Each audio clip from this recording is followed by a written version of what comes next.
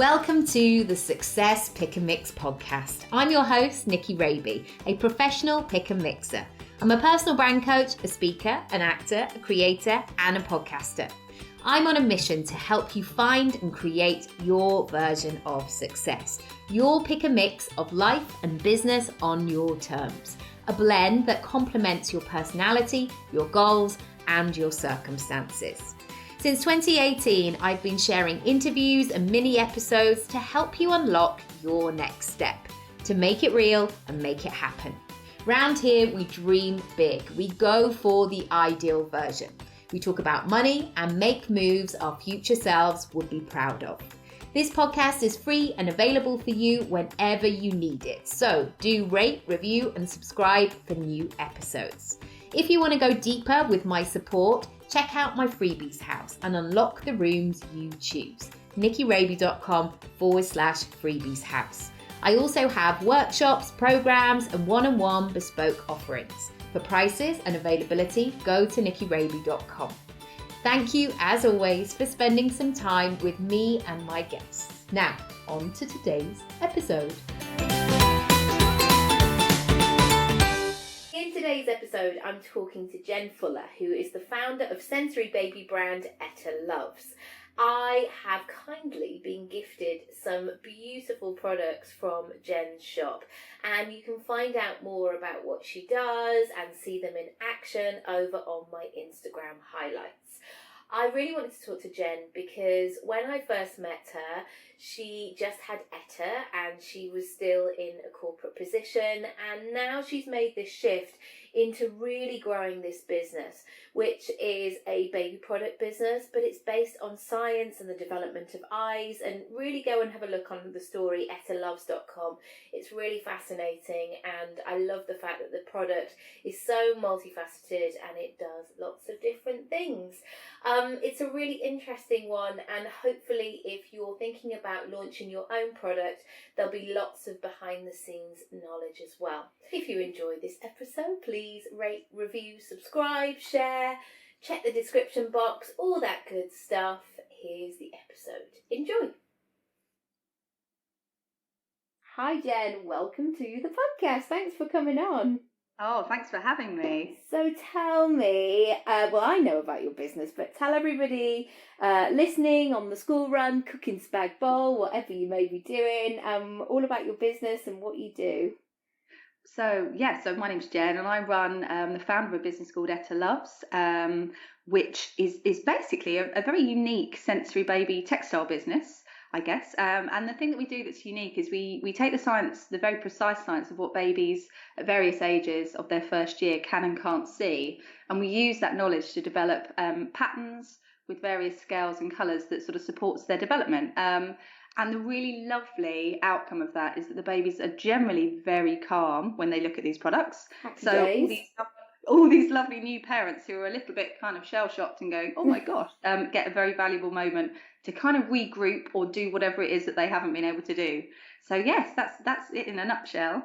And how did it begin? Had you always thought that you might become an entrepreneur, or because it was quite different to what you were doing before? You had a sensible job before, as it were. A paid job, I like to call it. Yes. Oh yes, got it.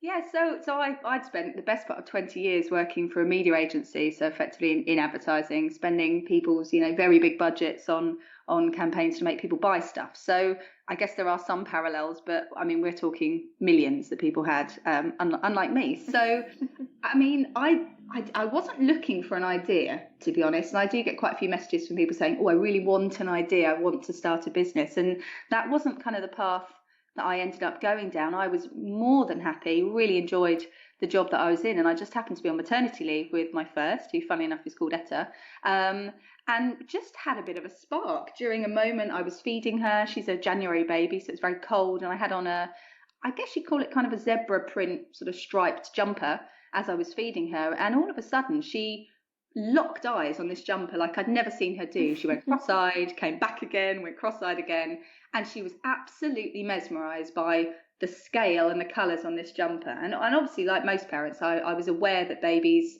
were attracted to high contrast in those first few weeks and months, but I didn't understand why, and I didn't know why this jumper in particular had really sort of stood out to her.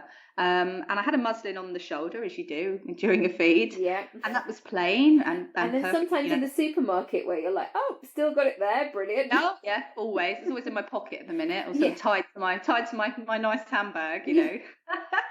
But it was doing the function that it was designed to do. It was there for a feed and for snotty noses, etc. But I looked at it and just thought, oh, I wonder, whatever is going on here with this jumper, I wonder whether you could put it on things that are omnipresent in baby's first year and actually sort of reproduce whatever this wonder is. So that was the spark, and I sort of set off to kind of understand more about why she'd locked on this jumper and what I could do with that as an idea. So yeah, that was, again, like I said, I wasn't looking for it. I had a 6-week-old baby. I certainly wasn't firing on all cylinders mentally. Really? However, You're joking. no, I know, funny that, but it just came to me, and it felt like an idea that I wanted to explore. I'd had sort of bits and bobs pop into my head in previous years. Again, not looking for them, but they always felt a bit too difficult and a bit less exciting. Yes. So I never really pursued them because, like I said, I was really enjoying the career path I was on. But this just felt like, and because I guess I was living the world of babies and had lots of babies around for research and lots of mums to talk to about the idea, it felt like something I had to explore. And how quickly did it become something where you just had a curiosity and an interest to actually, like, I'm going to put some money into this, or a lot more time, or what sort of was the green light moment for you where you were like, okay, I'm going all in, I'm doing it, I'm taking my shoes off? Exactly, I'm wading in. Yeah. I think this is where my character really comes to the fore, because I'm one of these people, when I have an idea, it annoys my husband no end, when I have an idea that I want to do something or explore something, I do it. I don't just wait and see whether it happens. So despite being fairly sleep deprived, and I must say Etta was a fairly good baby in the skin, not good baby, you know what I mean? Yeah. She gave me some moments to think and relax, more than I know some of my NCT friends had. So I was able to sort of use enough brain cells to start to piece it together. And I was also incredibly fortunate that we were living in Walthamstow at the time, which, for anyone that doesn't know, is an area in East London that is a very sort of, it's a real melting pot of people, but it's a very creative sort of hub for people. So within our NCT group, we had a textile designer, we had a graphic designer who was also a branding expert, we had an actress, we had a screenwriter, we had the most phenomenally creative people that I really trusted their opinion on these things. So that helped, because it meant that quite quickly I could sort of litmus test the idea or the concept with them, and also they could help. So actually Shruti, who was one of my NCT team, is still the designer on Etta Loves, despite the fact she now lives in Sydney. She is our core designer. So she was there at my fingertips. But I guess the moment where I knew it was going to happen was probably just registering the company. Yeah. That felt, even though actually it's not a particularly hard thing to do, or even a big thing, you just get an email saying you've now registered with Companies House. Yes. I felt that was a commitment. Up till then, I've just been talking it through, drawing some things, trying to find someone that knew the science of the development of baby's vision, which is our orthoptist Laura turned out to be. But I was trying to just piece things together. But at that point, I'd got the name, I got the concept, and I felt like I was going to give it a go. So it happened quite quickly, really. And I love that you were surrounded by people who were probably sort of yes people, as in not just saying yes to any old idea, but would have that vision and that openness to new ideas, rather than being like, oh, come on now, like, you've just had a baby, what are you thinking? Because I think sometimes as well it can be quite a vulnerable state to open yourself up to saying, I'm going to do this, or I'm trying this, because suddenly the opinions flow in of what other people's feedback is, and sometimes it can really shut down an idea when actually it's cracking and it just needs tweaking slightly. Exactly, and they really did help me shape from the original idea to sort of how, the original idea still stands, but actually how the range developed and how that stacked up. But they, I think they're just a very positive bunch of women, and they were just so supportive. And how much of it was the fact that, we not barely knew each other, we'd known each other for a few intense months, and maybe they were always going to nod and say, Yeah, great. Yeah. But I genuinely, looking back, I really think they believed in it, and to this day, they're all still part of this journey to some Mm. extent. So I feel very, very thankful for that, because without them, I absolutely know this wouldn't have happened. Yeah, that's lovely. And how did it then? So how did you then sort of know, I guess, how to start making products? I think it's like one of those things. Sometimes everybody feels like they can open up a cafe, and actually you don't know the first steps to take. What would you recommend to people? Say, for example, if people have an idea for a product based business, what does that process look like? I mean, it's going to vary dramatically from product to product, because ours is, or certainly started off as being, a single piece of textile, which was great for me because we started with muslins, and we're only now really starting to expand quite dramatically outside of that. But obviously a muslin square, it's fairly low risk in terms Yes. of the cost per item. Even when you are doing small quantities, like obviously I was, and still am to a certain degree.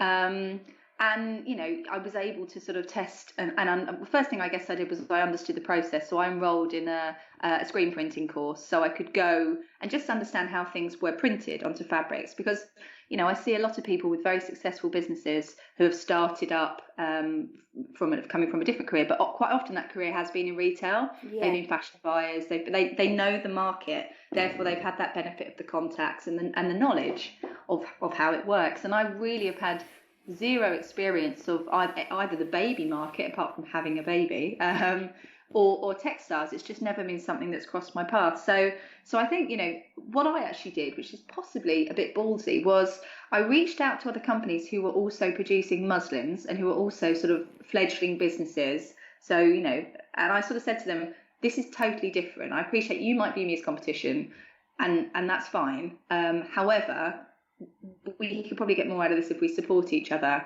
How are you getting on with your factory? How did you find them? And some people Yes. obviously shut it right down and said, look, I'm sorry, I feel a bit uncomfortable with this. And I was like, not a problem. And actually most of those people I'm now have remained in contact with, but obviously not about the details of things. Although some it comes full circle, and I have actually had one of the first companies I approached saying, actually, who are you using now? Because we're a bit fed up with our manufacturer.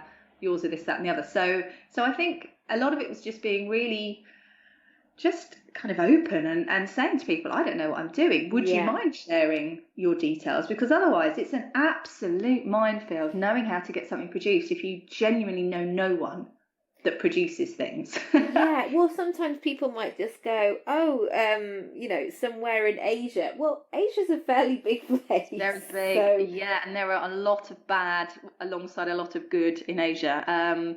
Yeah, so I mean that was the challenge. I mean, I started out looking for a UK manufacturer, and very quickly, unfortunately, realised that the production of muslin doesn't happen here apart from like cooking grade muslin, so that sort of right. gauze that you strain jams through and use for fancy things. So I knew I was going to have to import the muslin, but then I was really struggling to find printing presses of the right size for screen printing to get it produced in the UK. So very quickly I realised that that wasn't going to be an option, and that would have been a really not only a nice brand story and nice for me to feel like I was able to support UK industries, but also would have been a damn sight easier Yes. to quality to control, to go there to see things coming off and actually help control the process a bit more. But that quickly sort of flew out the window, unfortunately. Absolutely. What does that process look like from, I mean, I guess on a time scale from coming up with the idea to designing something to actually getting something made? What, because yeah, sometimes maybe it's the Amazon Prime of the world. Like I just clicked it and it's here within the hour. Like I'm sure it isn't that straightforward, but what should people know about it? Well, I guess, I mean, the manufacturing process we go through now, again, it's still fairly simple products. We're not really using more than one material at any one point, as in, there's no metal, there's no plastic and something else. So it's still a very straightforward process. But I mean, I leave at least 5 months between, let's even say, a new print design, so not even a new product, Wow. between that, because obviously by the time by the time I get the design files over and I discuss the requirements of what this needs to be, you then get strike offs to check all the colour, you then get pre-production samples. Then, you've obviously, well, not always, but we're now looking a lot more closely at our packaging. So that has to almost be designed as intricately as the actual muslins and playmats, etc. Itself. and swing tickets, and what are we attaching things to, and how are we packing them, and how's the warehouse going to take delivery of these? So it becomes far more complicated quite quickly as you scale as well. So, which is wonderful, but again, every day I feel like I'm totally out of my depth going, I don't know the answer, let me call you back in 5 minutes. I know, I think that we all feel like there's going to be this like holy grail day where everything just aligns perfectly and you know exactly what we're doing. And I think this not only as a business owner, but when I'm with my child, like sometimes we'll have those great days where you're almost a bit smug at the end of it, like I've got this, I'm a really good parent, and then they'll just lose their mind over something in kind of some shape or form. How have you managed to communicate your idea and your eye for detail and attention to detail to make sure that you work with people who really champion the product, who believe in the story and really want to do the best job for you? I think a lot of it is just talking them through it, because it's one of those ideas, and this is where I've really struggled with since launching. It does need a little bit of explanation, and even when I tell people, it takes sometimes a couple of times for me to explain why the patterns are so clever and why it's really important that along the manufacturing process, no one changes the scale. They stick to my Panto references and just, please don't mess with it. So I think thankfully I've been really fortunate to, certainly now, the people that I'm working with to produce the products and to design the products and all of those stages, they really get it and they really buy into it. And also, they're fortunate enough to be able to, or I'm fortunate enough to be able to show them growth from the business. So I think they take you a bit more seriously when you can start to up your quantities that you're ordering. You can start to forecast and say, come with me on this journey. And I've been really lucky in the UK from a fulfillment and warehousing point of view to find the most incredible company who are a family-run business who want, they want me to outgrow their warehouse so they can buy more space. They want me to do well. And actually, that's just wonderful, because that's what I want. I want everyone, if I manage to make this a success, I want people to sort of come up with me and sort of, at the same time, see their businesses grow as mine does. And I think that's just that's just my ambition, really. So that's important. It is just communicating, because I think, once they send me a muslin, which might have all the high contrast it needs, but be really rough, they soon understand when I'm like, no, this is going on a baby's skin. Or it'll be lovely and soft, but it'll be grey instead of black. We don't need it exfoliating, like we just need it looking nice. It's infuriating. Yeah, and I am asking a lot, actually, and because I've made sure I do understand the actual production and the printing process, I am asking for quite a lot of them, because it's really hard to get a very sort of a strong colour on a bit of fabric without just feeling the ink. Yes. So, I think it's a lot of toing and froing. It's a lot of just sort of, sometimes breaking down language barriers. But a lot of the time just sort of showing them the journey we're going on and just taking that time to explain a little bit more why the quality is, of the paramount importance. And I think as soon as they've got it and you found those partners, just cultivate that relationship. Never let them go. Yeah, don't let them go. Yeah, for sure.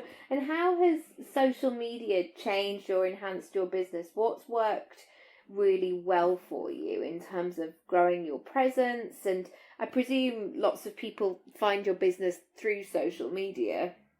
They do, yeah. And I think, it's something I'm very aware that I'm very much an Instagram-led business, and I feel a bit nervous about that, to be honest. So much as I love Instagram as a platform, as a business, because it enables, people to tag me, to share, to comment, and it enables me to get really close to my customers and sort of see what they're saying. That feedback's almost instant, and I absolutely love that feeling. However, I do feel a little bit too sort of reliant on it. So I mean, certainly at the moment, we've been driving our Pinterest strategy forward because I love Pinterest as a platform. I think, possibly from a conversion point of view, it's not going to be anything like Instagram for now. But when I've looked up all the Pinterest for business plans, I really think that as a team at Pinterest, they know what they're doing. So that's an interesting avenue. And then things like sort of paid search, so PPC, making sure our SEO strategy is right. We're about to update our website. So I think it should never really be just one thing, because I've felt a bit nervous this year because I've felt like I haven't had the contacts with some key influencers, much as I hate that word, who are pregnant. Yeah. So last year there was a real raft of people that I'd met along my way and was able to, gift them, and they very kindly, they loved the products and they talked about it. And that's when you see quite, monumental jumps up in followers and sales. And that's amazing. But that's quite a risky strategy, because I think as a business you do need that sort of slow and steady. Peaks are great, but you need your base to continue to build. I agree. And I just feel a bit nervous at the moment, because I'm looking going, who's pregnant that can help me spread the word? Because like I said earlier, it's a product that needs, there's two levels of explanation. Yes, they're beautiful. Yes, they're functional. But wow, did you know about the science? And that's the bit that is more of a kind of coffee table conversation. And that's actually what influencers and people and just other mums that love it can sort of do for me, really. And you want people to be really articulate in the way they're describing, your other baby, because you don't just want people, because sometimes I see that kind of content on something like Instagram, and there's just a bit of a kind of slow walk to the mirror in a dress, a slight pout, a shoulder forward, and it's like, and then people going, yeah, it's like really nice, and I'm and you're like, you have to be able to say why. And I think that's when you notice the influencers that really make those jumps, who can articulate exactly, like, it's great if you've got a big pear shape and you've got a small waist, but also you're breastfeeding or whatever it might be, but really sort of helping the potential customer out in that way.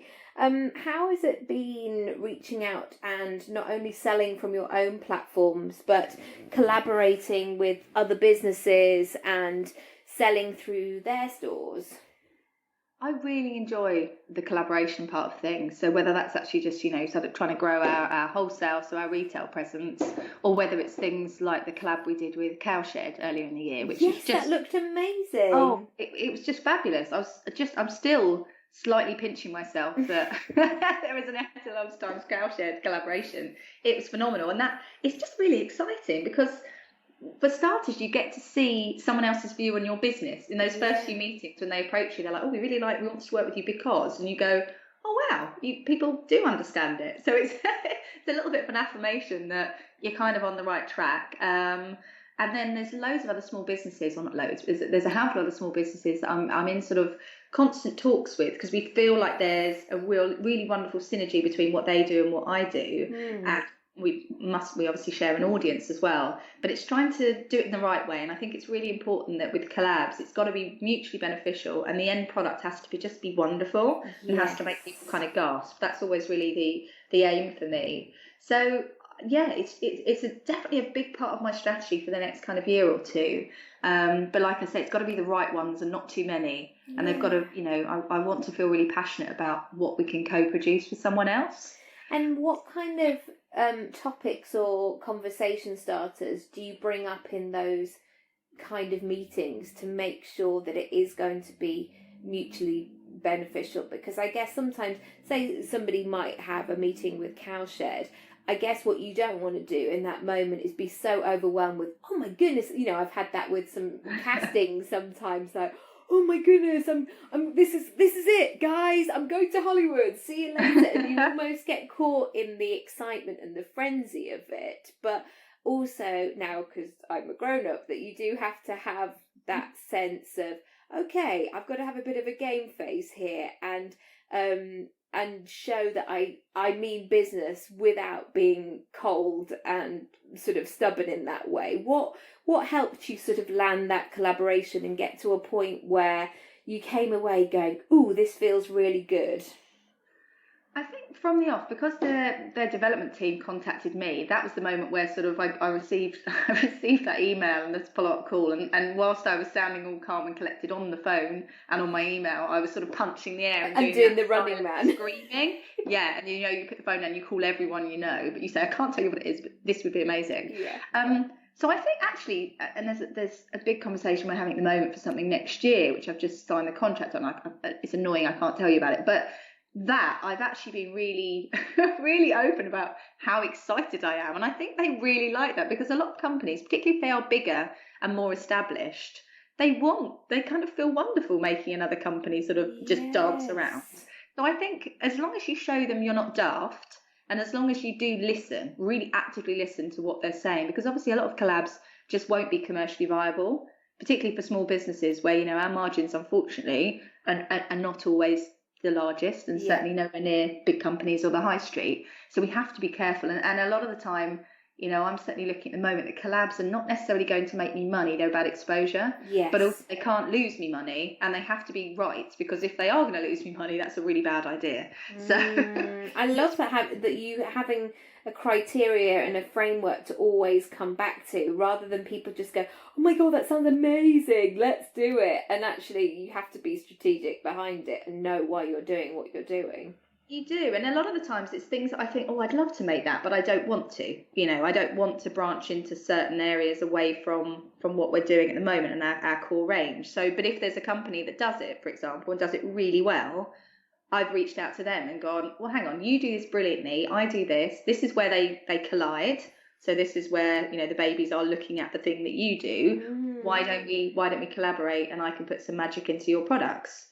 And people tend to, with that approach, they go, oh yeah, as long as you have thought it through and you found the insight and you found that really nice sweet spot between what they're doing and what they're trying to do and their audience and yours, in theory, you'll kind of get that gut feel. And I think if you both get that, then they're the ones that take off. There's a few bits and bobs that I've been approached about, and I may well have loved the product, but I've gone, oh, I can't, particularly people who deal in the area of like nighttime. So I've got to be really careful, because ours are sensory patterns. And much as people go, oh, please make cot sheets, please make a mobile, I don't really want to, because actually I've always said from the beginning, this is to stimulate. And yes, a lot of babies get so stimulated they fall asleep, that's lovely, but what I don't want to do is get them excited when they're meant to be sleeping. No. Exactly. So we've all had that moment where, a relative comes over at bath and bedtime, and suddenly you're like, oh, game over. This child is not going to bed till at least 9 o'clock silly tonight. Faces being pulled. You're like, put the silly faces away, auntie. Yes, exactly that. So I think it's just, I always have to come back to what kind of the values are that I believe we have for this business. And just so much of what I do is based on an instinct. It's just feels right in my gut, and I've just got to hope that most of the time that's correct. And how do you recognise that, of knowing whether you're on or you're off with something?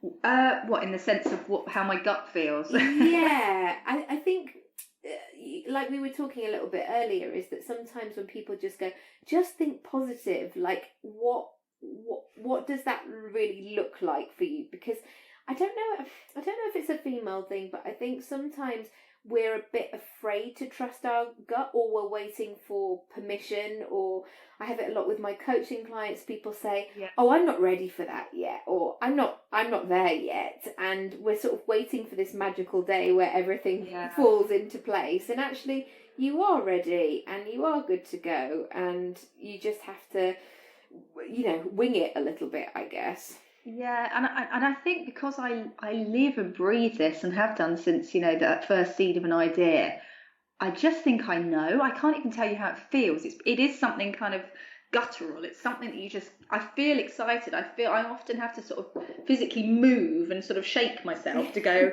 oh, okay, that feels exciting. It's almost like electricity, and I can feel that at really random times when I'm thinking about something happening, or when it's actually about to happen, or it's just happened. So it's incredibly quite a physical feeling for me, because this business is ingrained in my head. So I think as long as I keep centering myself, if I do get a bit carried away, I do have to obviously look at the bits that make a business stay afloat. So the financial potential, and a lot of it, you just go, oh, I'm not ready for that because I haven't got the money. Because so often, so many of these things, particularly when you're a product, not a service, we hold stock, and making the wrong decision means we hold a load of stock, and that's not liquidizing. There's no cash in the bank, which is not fun for anyone. So I think that instantly gives a little bit more, a layer of caution. But so much of it is just instinctive. Honestly, I don't think I could say any more than that. Well, I love the fact that you are looking for that, you're allowing yourself to go for that excitement factor, because I think sometimes people go, oh, I'll just do the sensible option or the run of the mill, or I'll do what everybody else is doing. But I think you're right. Like, I know I have those moments in me where I'm like, I cannot stop thinking about this idea.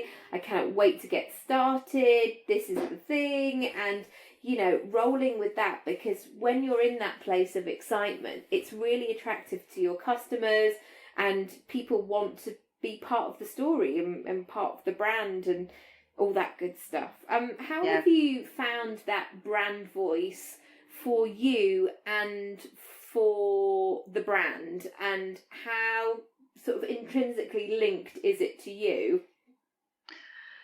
It's a really good question, and it's something that as we're growing, I sort of I struggle to sort of contain my personality within the and I think that's where social's great, because I can be, you know, fairly professional's the wrong word, but, you know, a little bit more, I guess a bit more business-like on something like my Instagram feed. But whereas stories tend to be a lot more of me and my personality, and me just chatting about stuff and things that I've seen, and it's not necessarily linked to my business. It's just potentially a bit of my life as well. Yeah. And I think, you know, I learned really early on that people do buy the people behind the brands, particularly when we're asking people to probably pay a bit more for something they could get on the high street. We're saying, trust us, trust that we're doing something really, really special.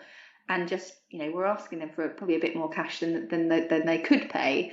Therefore, you need people to want you to do well. Yes. So I think it's very important for people to know who's running this, and my journey through the business and my mistakes. I'll often say, oh my gosh, I've done this and this was awful, or I'm not motivated today, and all these things. So I think people feel that, and I've always been very honest. And it's interesting that when I look through sort of the analytics, which sounds boring, but bear with me, on something like my Instagram posts, the ones where I'm really talking in quite a raw way about motherhood, so not necessarily anything to do with my products, just about my children, my babies. Yes.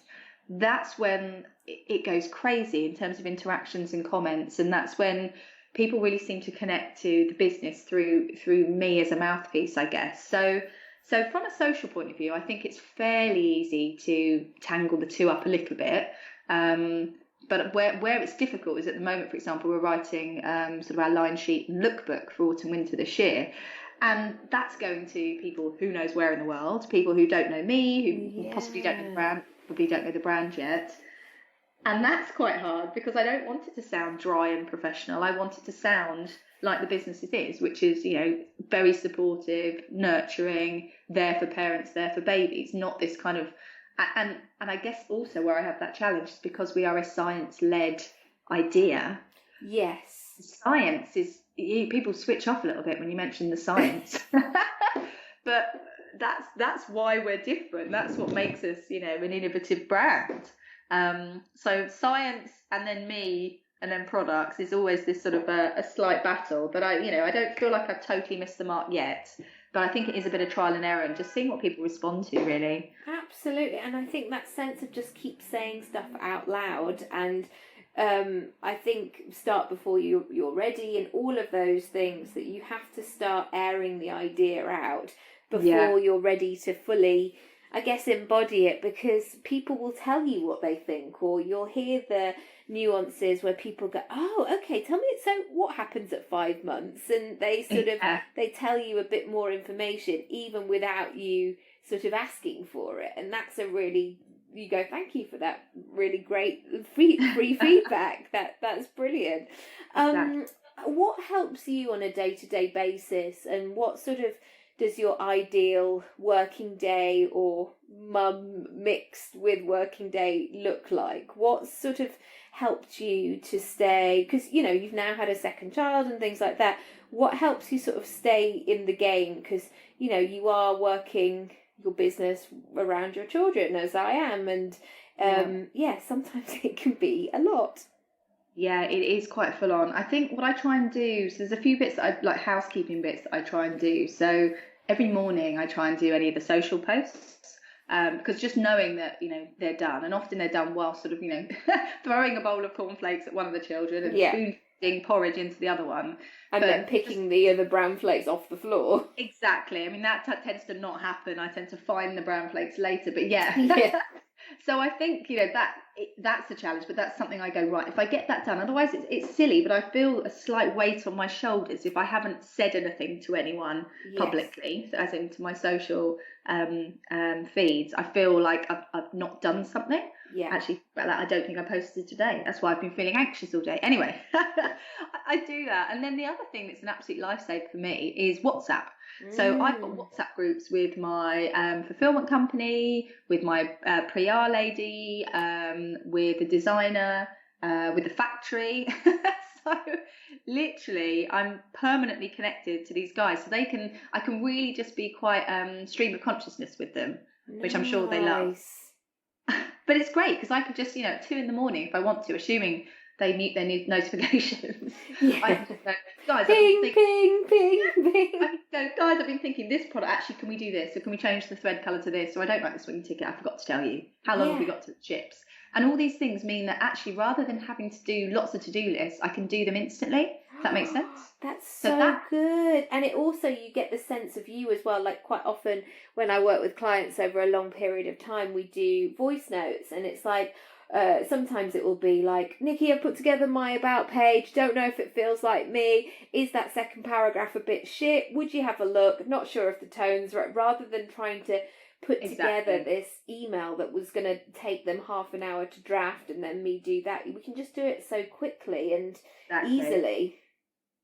And I love that you can connect people together. So we're just redesigning the website because we've got a load of new products and product categories launching. So I've created a WhatsApp, I'm sure they hate me for it, with our photographer and our web designer, because the web designer keeps asking when the photos are going to be ready. The photographer keeps asking what size the photos need to be and what colour. Amazing. Guys, let's all chat. So I just think that's it breaks down some of those barriers. And for me, like I sort of said earlier, I'm quite an instant person, but it's very difficult when you've got 2 children to get the laptop out, load it up, in that point there's by then there's utter destruction happening somewhere. Someone's eating a pebble, someone's painted the wall. So being able to do something really instantly is good. And also just things like the hygiene around accounting.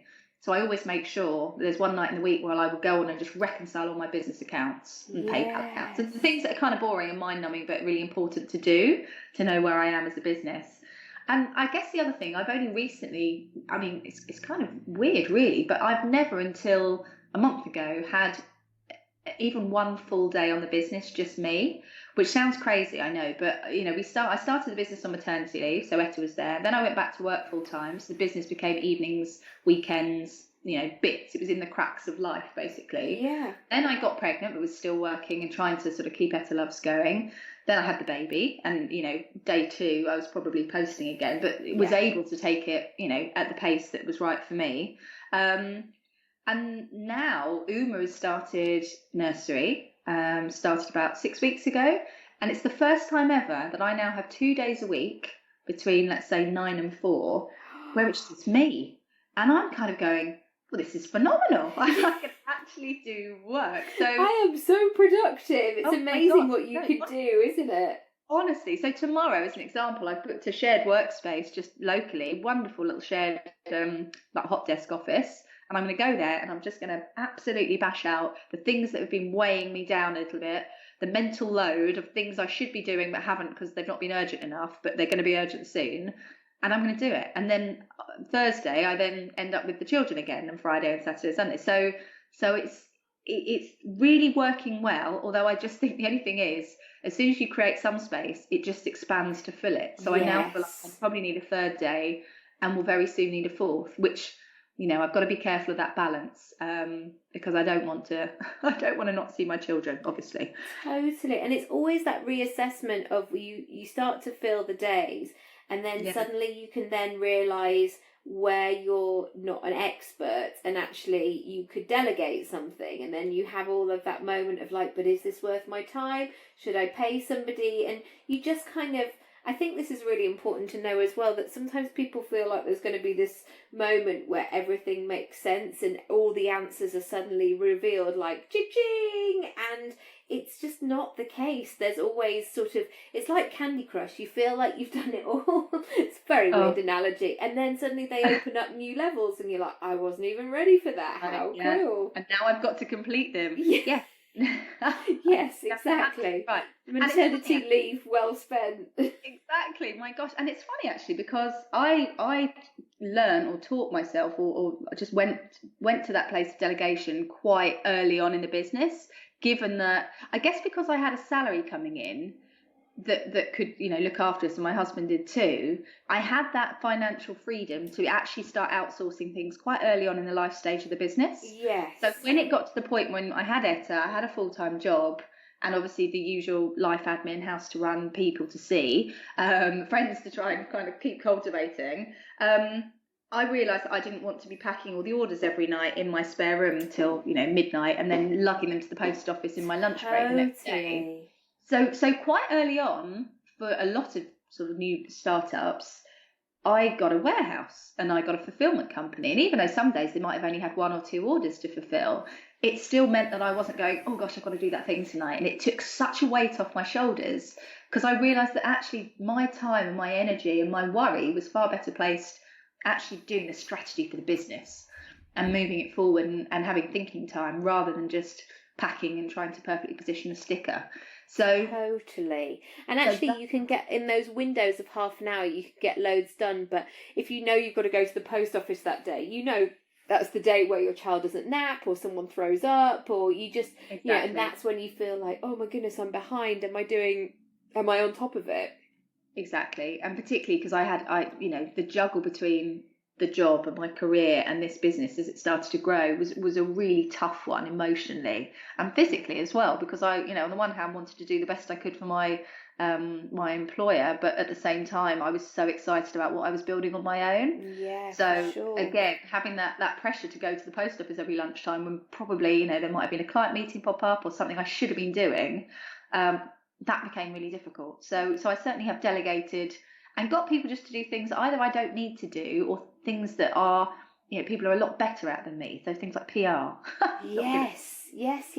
So what are the plans for the next sort of 5 years, like in business or in life? What's on your to-do list? What's the stuff you would the exciting list, shall we call it?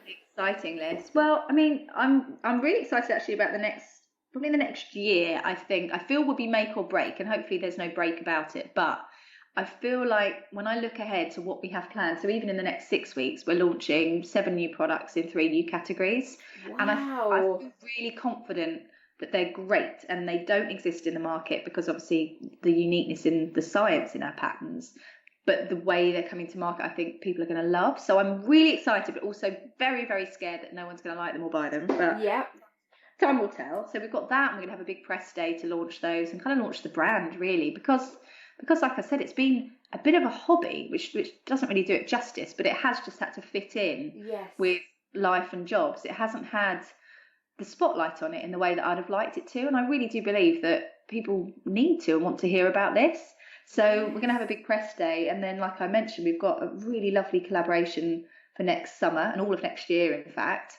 So I think it's really just the right pace for growing the business. We are starting to look at other territories outside of the UK, but we've still got a huge amount of ground to go over in the UK, to be honest, because there's still loads of people who don't know what we're doing and who we are. So it's about that education and introducing people to what we do.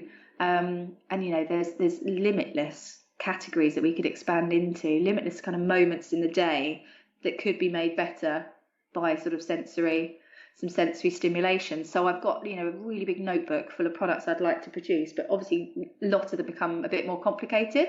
Yes. I'm suddenly having all these ideas as well. Like I've suddenly seen over. Yeah, exactly. Yeah, you can send me your baby names and I'll be like, oh, you should make a lampshade. Yeah, exactly. I'll be like, right, tick. Like one of those 60s mini dresses with the black and white pattern. Not that I will be wearing a mini dress anytime soon. Absolutely, yes.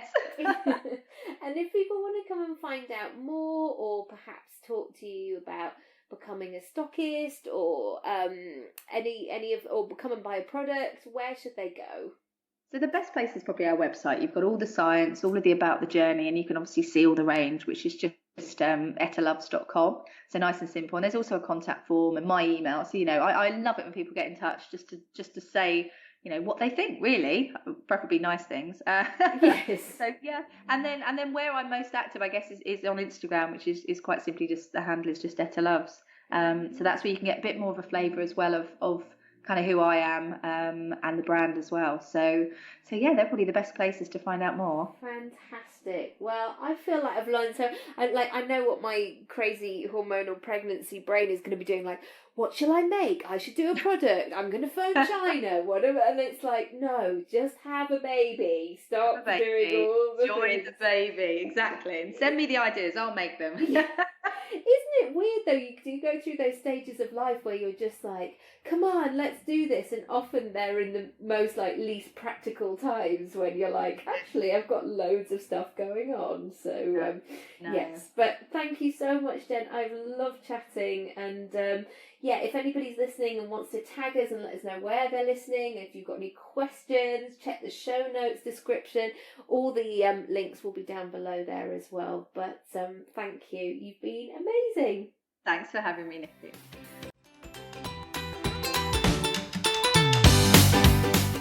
Thanks so much for listening to today's episode. If you haven't already, feel free to rate, review, and subscribe for all the brand new episodes. If you want to go deeper with my support, check out my freebies house and unlock the rooms you choose. nickyraby.com/freebies house. I also have workshops, programs, and one-on-one bespoke offerings. For prices, availability, or just to have a chat with me, go to nickyraby.com. Thank you, as always, for spending some time with me and my guests, and I'll see you next time.